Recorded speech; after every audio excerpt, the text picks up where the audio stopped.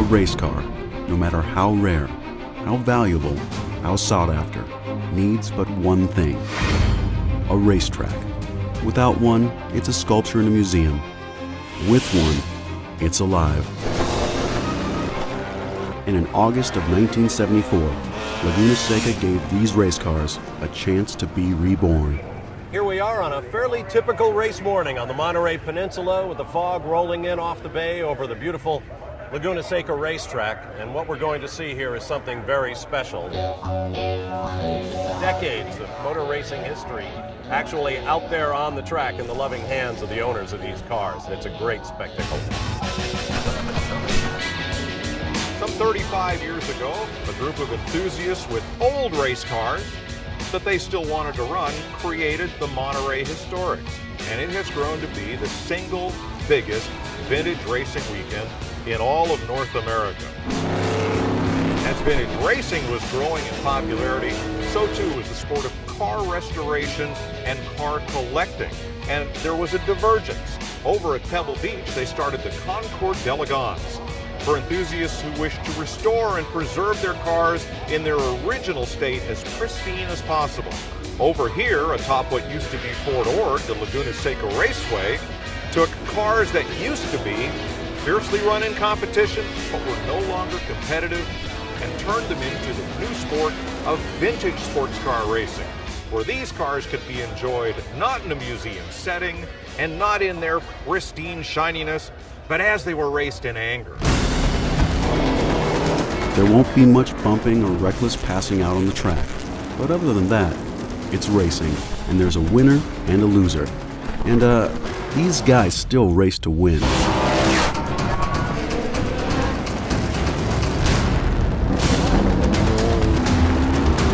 A day at the Monterey Historics is a car lover's dream.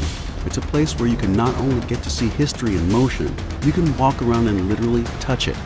Gran Turismo creator Kazunori Yamauchi takes a stroll back in time. これかっこいいね。アルピーヌです。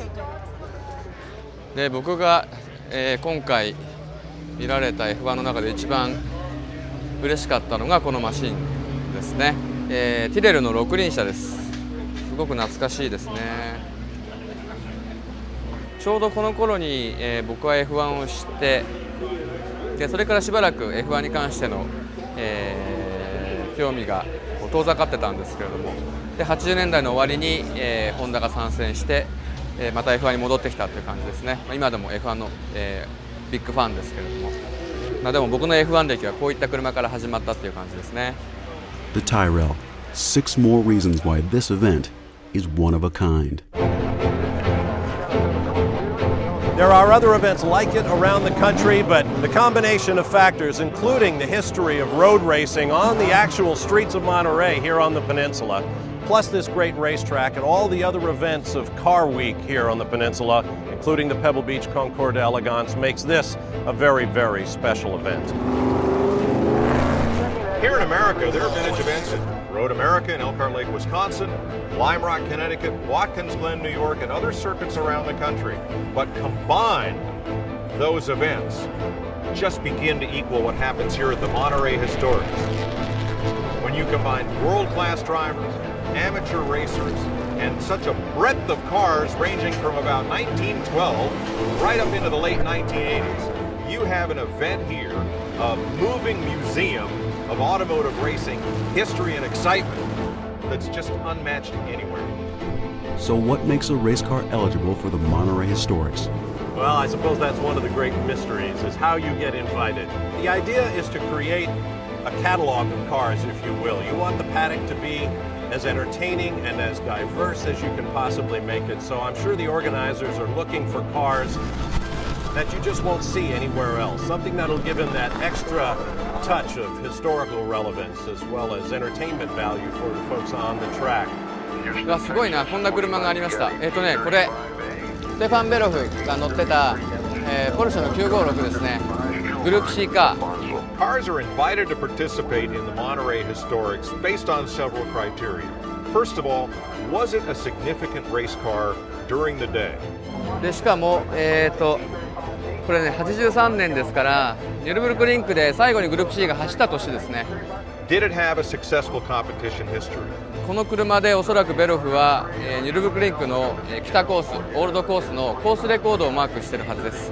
Was it driven by a famous driver whose name fans would recognize? でベロフはここで、ニュルブクリンクで、コースレコードを出して、その後に、不幸にも、事故で亡くなってしまうんですよね。まだすごく若いドライバーだったんですけれども、天才ドライバーだったと思います。And finally, and most importantly, is the car restored to the original specification when it raced as new? That's very important, and it's policed by Steve Earle's organization, but also it's policed by the drivers and racers themselves. In other words, there are no losers out here. Each and every race car on the track today has a pedigree as long as the front straight. However, not all cars this weekend are to be handled with care.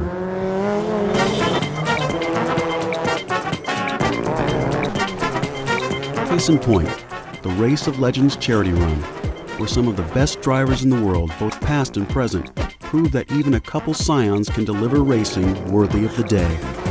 Starting from the back of the field, current F1 driver Timo Glock is victorious, even over defending champion Derek Bell. But as we have learned, he had a little help. で、今日僕が、ティモにお聞きしたかったのはですね、彼はグランツーリスモの大ファンだっていうふうに聞いたんですけど、それ本当ですか？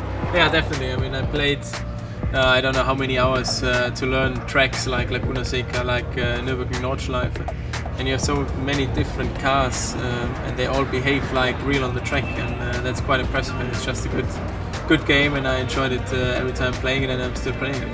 さっき、F1 ドライバー、元 F1 ドライバー、だけで、レースをして見事ティモ、かなり後ろのグリッドからスタートしましたけど、最後は優勝しましたよね。あれはやっぱり GT4 でラグナセカを練習した成果なんでしょうか？ It's a big help because I never drove here in Laguna Seca on that track, and yesterday we had just 5-6 laps to practice. And when I came here, I knew exactly where I have to go and what speed you have to go through the corners, because you can just simulate it really well with Gran Turismo 4. That was the main reason why I won, maybe.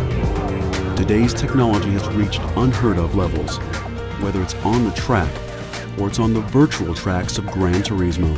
But to truly grasp where automobile racing has gone, we must hold on tightly to where it has been. The Monterrey Historic Races, Laguna Seca, California.